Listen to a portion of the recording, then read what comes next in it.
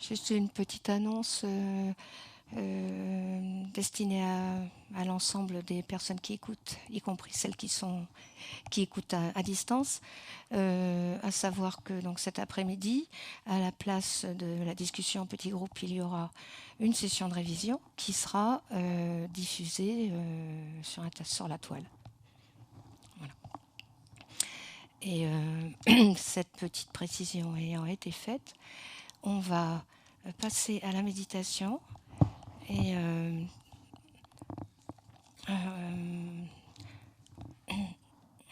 je vais vous proposer de, plutôt que de faire une méditation analytique sur un sujet du lamrim, comme on fait habituellement, puisque Geshe-la, tout à l'heure, a parlé des 8 versets de la transformation de l'esprit, et que nous avons dans le livre de prière doré une très jolie pratique qui s'appelle le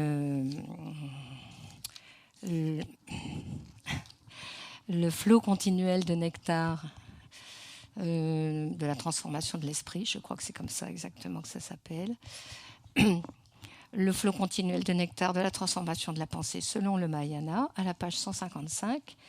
Eh bien, je voulais vous proposer que nous fassions cette petite pratique ensemble.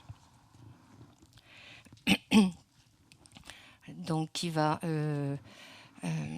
associer des visualisations de nectar purificateur et de nectar qui va nous accorder les réalisations de chacun de ces différents versets.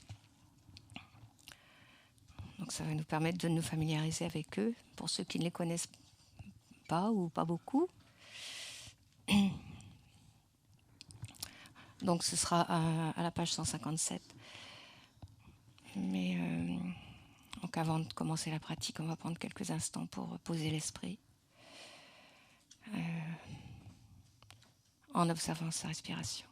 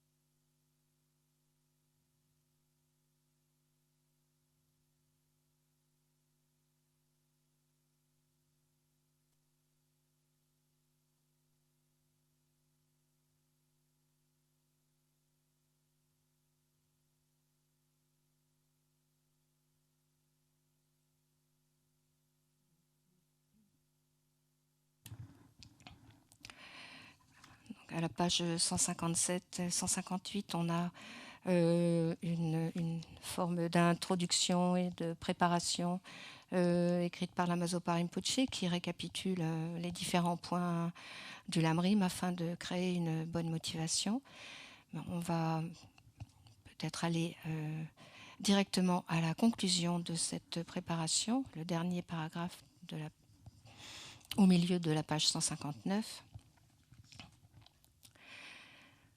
où il est dit, donc vous pouvez réfléchir en même temps que je lis ce paragraphe, aussi pour libérer tous les êtres nomères de la souffrance et les conduire au bonheur sublime de l'éveil, je dois atteindre l'état transcendant de la bouddhéité. La réalisation de la bouddhéité n'est pas sans cause ni condition. Les deux bodhicittas en sont les causes principales. Et c'est pourquoi je vais pratiquer maintenant l'enseignement oral profond sur la transformation de l'esprit en bodhicitta. Donc on essaye de bien établir, ancrer dans notre esprit cette motivation de libérer tous les êtres de la souffrance, les conduire au bonheur de l'éveil. Et pour pouvoir faire cela, d'atteindre l'état de Bouddha le plus vite possible.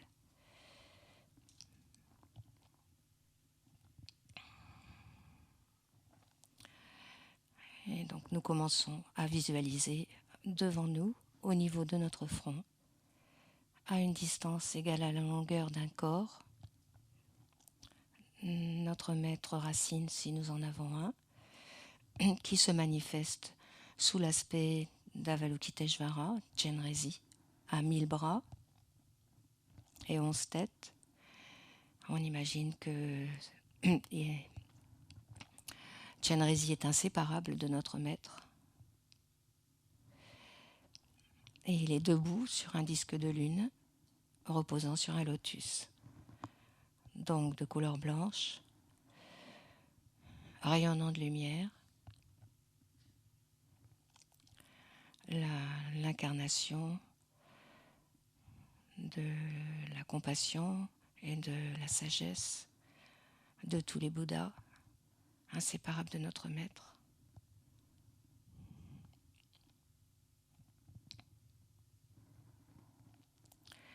Et nous allons lui adresser la prière en 7 branches, donc, en bas de la page 159. Avec respect, je me prosterne par le corps, la parole et l'esprit aux pieds du maître Avalokiteshvara. Je présente des nuées d'offrandes variées, réelles et imaginées. Je confesse toutes les actions négatives que j'ai commises depuis des temps sans commencement, et je me réjouis des mérites de tous les êtres saints et ordinaires. Demeurez, je vous prie, jusqu'à la fin du samsara et tournez la roue du dharma pour les êtres. Grâce aux mérites créés par moi-même et par autrui, puissent les deux bodhicittas mûrir et puissais-je obtenir l'éveil suprême pour le bien de tous les êtres. On offre le mandala.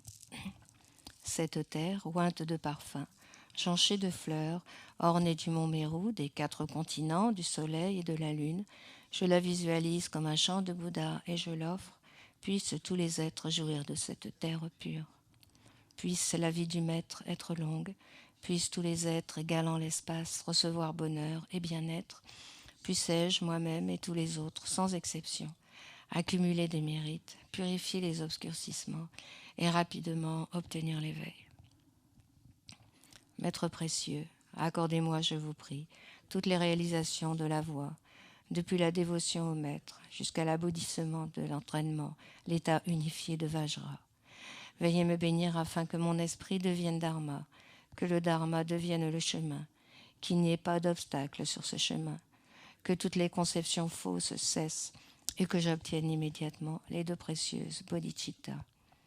Idam Guru Ratna Mandalakam Niryatayami.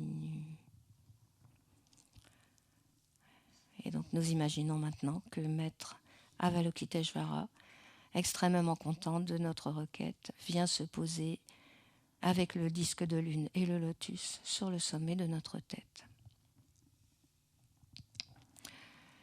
Au cœur de Maître Avalokiteshvara se trouve la lettre Ri de couleur blanche. Donc si on n'est pas familier avec cette lettre, elle se trouve à la page 156 en tibétain. Et donc à chaque fois qu'on va réciter un verset, on va imaginer que de cette syllabe germe, de cette lettre Ri, au cœur d'Avalokiteshvara, s'écoulent des flots de nectar de couleur blanche, des flots de nectar de béatitude. Ils descendent par le sommet de notre tête, et ce nectar vient remplir notre corps tout entier, purifie tous les obscurcissements, tous les obstacles, tous les blocages que nous pourrions avoir. Autrement dit, toutes les entraves qui sont causées par notre auto-chérissement, et il nous apporte toutes les réalisations du chemin, depuis la dévotion au maître jusqu'à l'état de Bouddha parfait.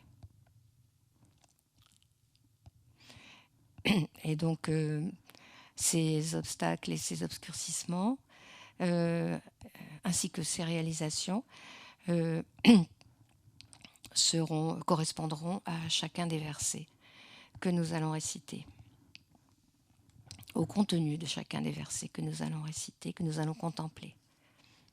Donc on peut ensemble lire le premier verset. Déterminé à obtenir le plus grand bienfait possible, grâce à tous les êtres qui sont plus précieux que le joyau qui exauce les souhaits, je les considérerai comme les plus chers à tout instant. Donc on imagine que le nectar blanc de félicité qui émane du cœur de la syllabe Ri, au cœur de Maître Avalokiteshvara, vient nous remplir complètement et purifie tous les obscurcissements, et particulièrement ceux qui nous empêchent de considérer les autres comme les plus chers. Et il nous apporte toutes les réalisations, particulièrement la bodhicitta, qui est amour et compassion, et qui considère les autres, tous les autres sans exception, comme étant les plus chers à tout instant. Donc on prend quelques minutes pour cette visualisation.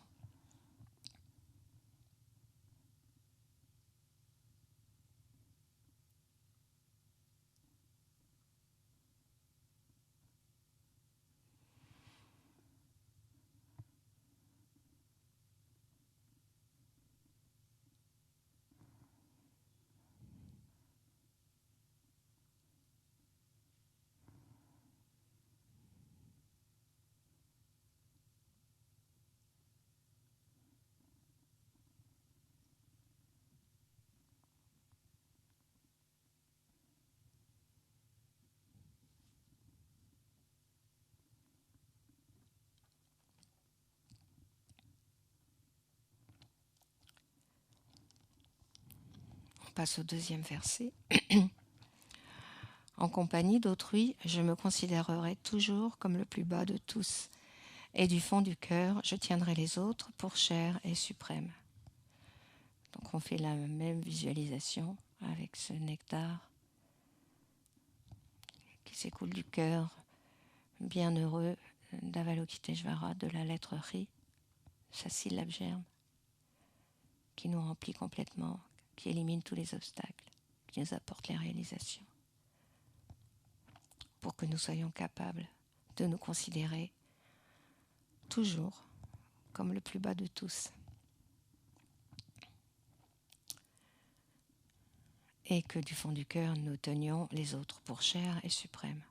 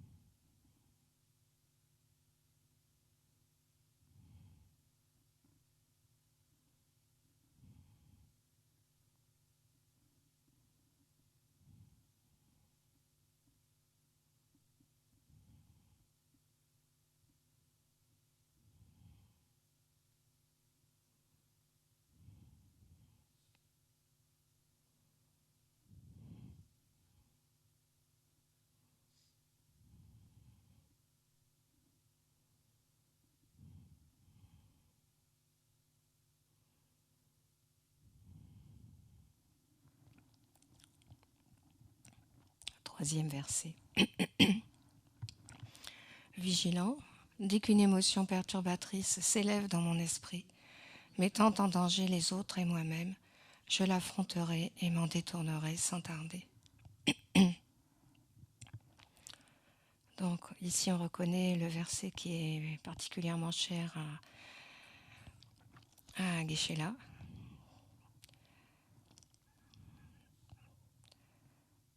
Donc on peut le méditer, mais tout en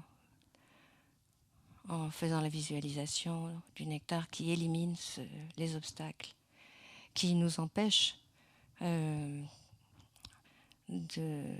mettre en œuvre cette vigilance de tous les instants pour nous prévenir de la survenue d'une émotion perturbatrice et qui nous empêche de l'affronter, d'empêcher qu'elle explose, qu'elle devienne manifeste. Et donc au contraire,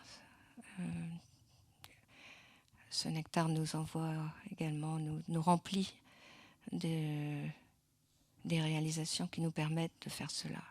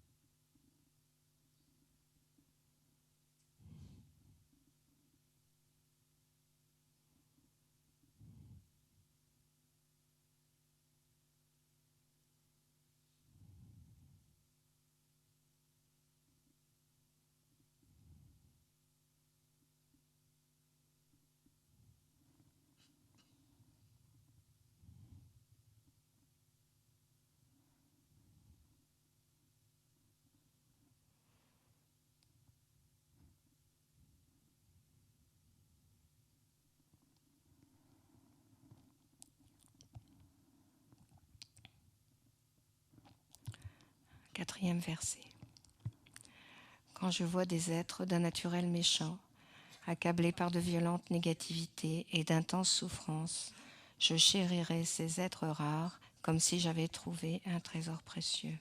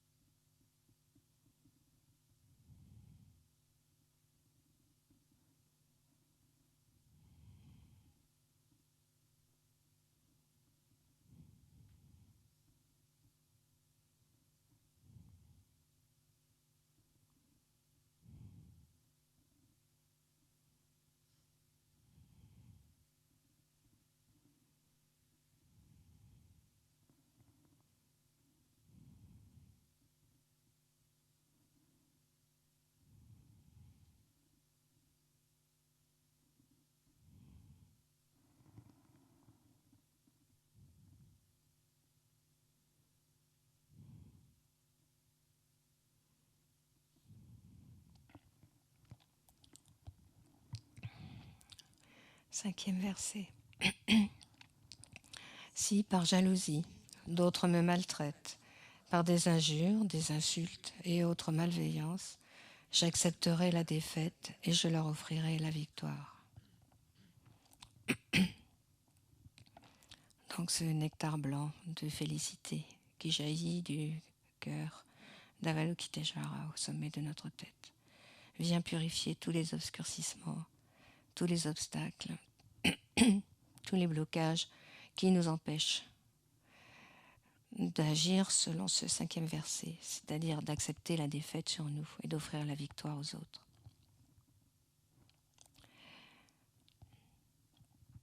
Et il nous amène toutes les réalisations, plus particulièrement celle de la bodhicitta, qui n'est qu'amour et compassion, qui n'est que chérissement d'autrui,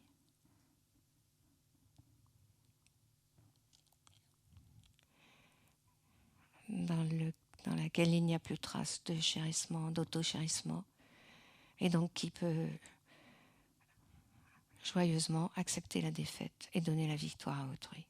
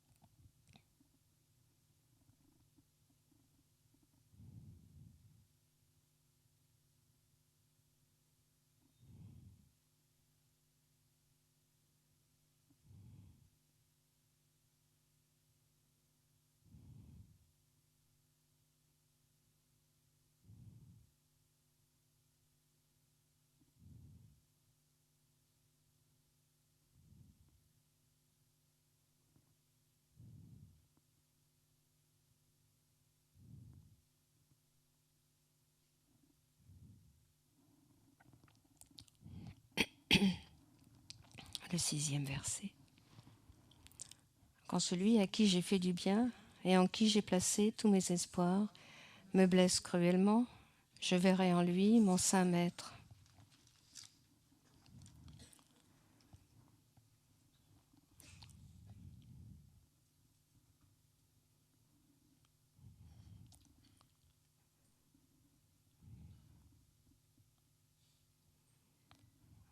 Donc, ce nectar qui s'écoule du cœur d'Avalokiteshvara et qui nous remplit complètement, c'est le nectar de la sagesse, de la compassion, de la bodhicitta. C'est le nectar de la bouddhéité, de toutes les qualités que nous souhaitons développer en nous.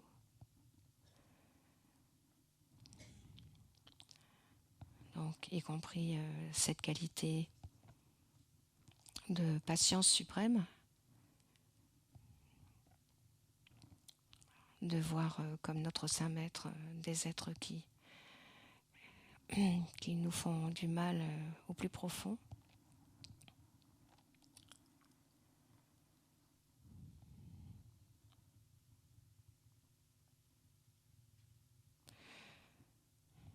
C'est un nectar de sagesse également qui peut voir au-delà des apparences.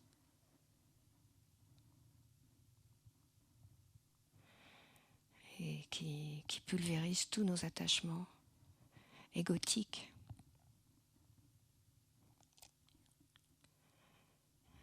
Notre attachement à cette vie-ci, notre attachement à notre réputation, à notre image.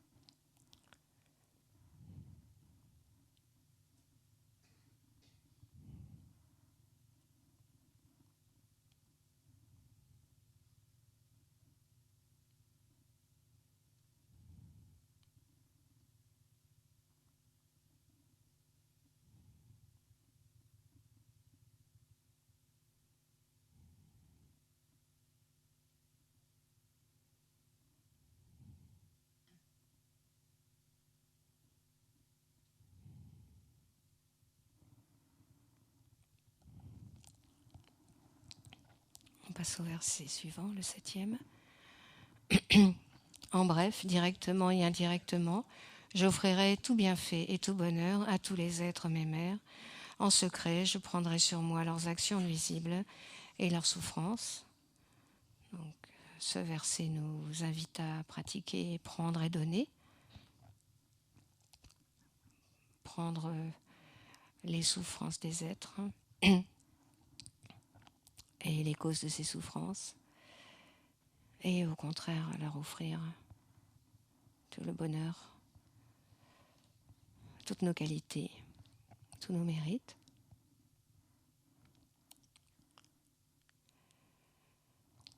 Et donc le nectar qui émane du cœur d'Avalokiteshvara nous apporte toute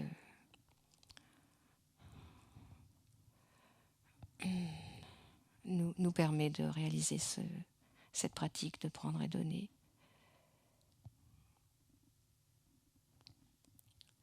Et anéantit tous les blocages qui pourraient nous empêcher de le faire.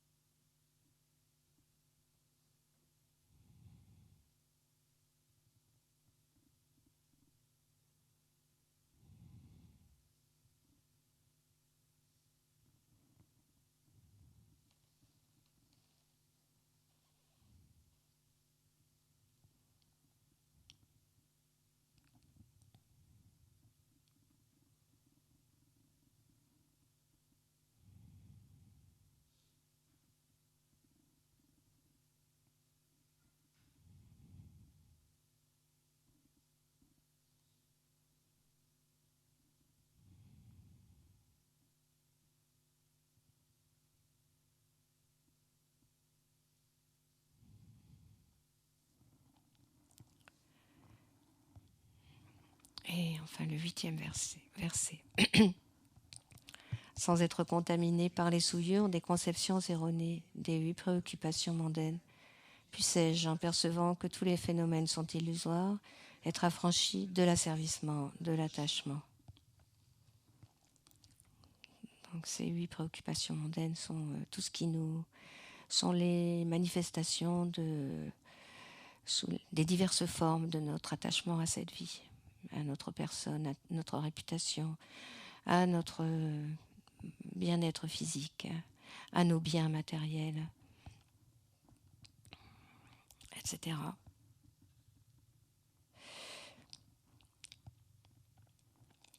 Et donc nous imaginons que ce nectar blanc de félicité purifie les obscurcissements qui nous empêchent de percevoir les phénomènes comme illusoires. Donc les obscurcissements, les obstacles qui nous maintiennent dans l'ignorance, qui nous maintiennent éloignés de la réalisation de la sagesse. Et au contraire, il nous amène les réalisations, tout particulièrement celle de la sagesse, de la vacuité, grâce à laquelle nous sommes libérés de l'asservissement des émotions perturbatrices et du karma.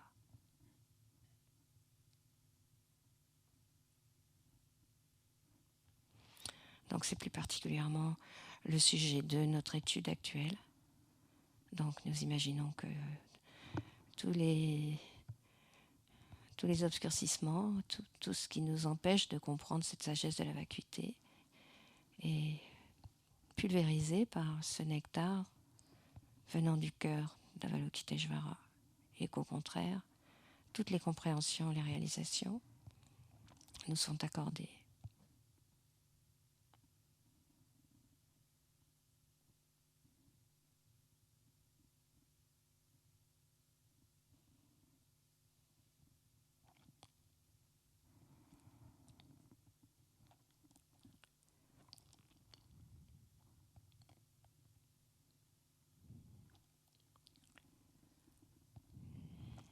On va réciter ensemble la requête de conclusion, donc adressée à Avalokiteshvara. Vous, le très compatissant, veuillez tendre vers nous votre main sacrée pour nous conduire, les autres et moi-même, dans votre pur royaume de béatitude après cette vie. Soyez notre ami vertueux pour toujours et conduisez-nous rapidement à la bouddhéité. Et nous pensons que Maître Avalokiteshvara accepte notre requête, qu'il envoie d'innombrables rayons de nectar qui entrent dans notre corps, que tous les obscurcissements, actions négatives, maladies et les maux causés par les esprits malfaisants sont instantanément purifiés. Nous imaginons que notre corps devient aussi pur, transparent et limpide que du cristal.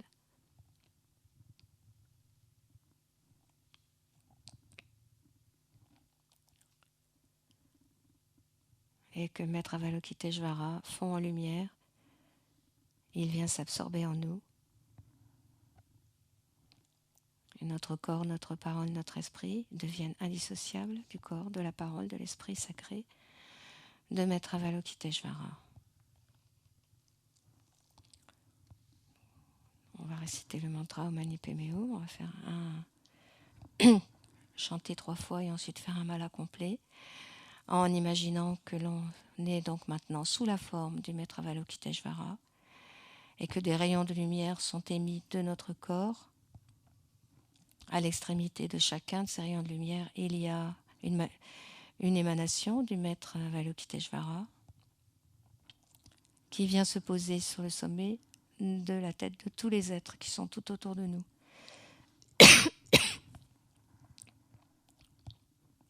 Des flots de nectar s'écoulent du cœur de tous ces Chenrezis. Ils purifient tous les obscurcissements et les karmas négatifs de tous les êtres.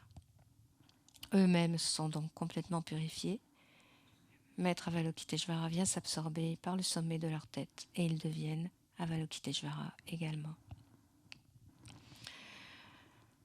Om Mani Padme Hum. Om Mani Padme Hum. Om Mani Padme Hum. Om Mani Padme Hum. Om Mani Padme Hum. Om Mani Padme Hum. Om Mani Padme Hum.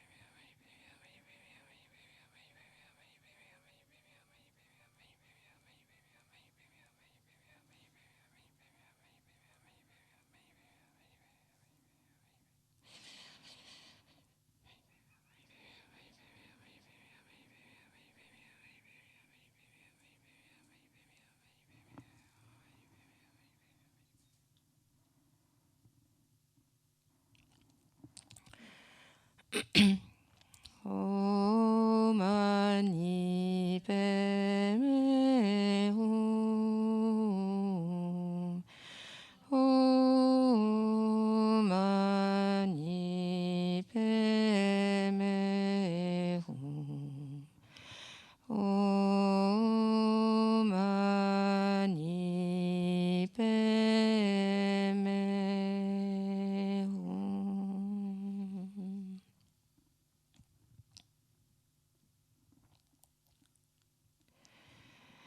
Puisse la souffrance et les causes de la souffrance de tous les êtres mûrir en moi maintenant, et puisse-t-il recevoir tout mon bonheur et toutes mes vertus.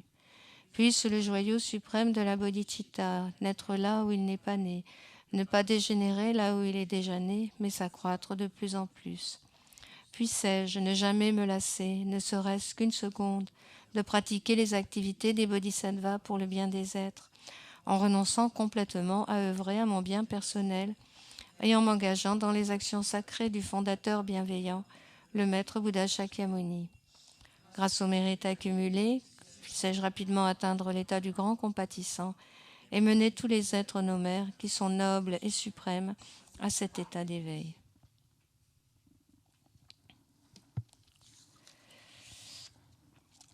Oui.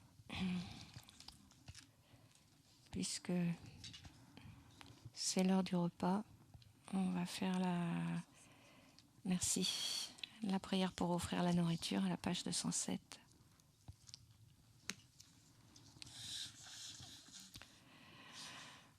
Om Om Om Om Om Om Lama Sangye Lama Chödeshin Lama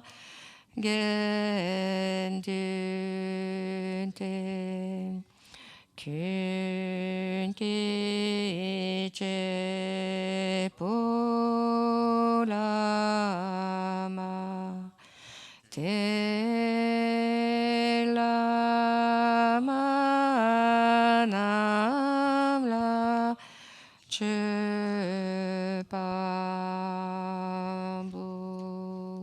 On va la réciter en français. Le maître est le Bouddha, le maître est le Dharma, le maître est aussi la Sangha, le maître est la source de tout bonheur. À tous les maîtres, je fais cette offrande. Puissions-nous, ainsi que notre entourage, dans toutes les vies à venir, ne jamais être séparés des trois joyaux, faire continuellement des offrandes aux trois joyaux et recevoir l'inspiration des trois joyaux. Au maître suprême, le Bouddha précieux, au refuge suprême, le Dharma précieux, au guide suprême, la Sangha précieuse, aux trois joyaux, objets de refuge, je fais offrande.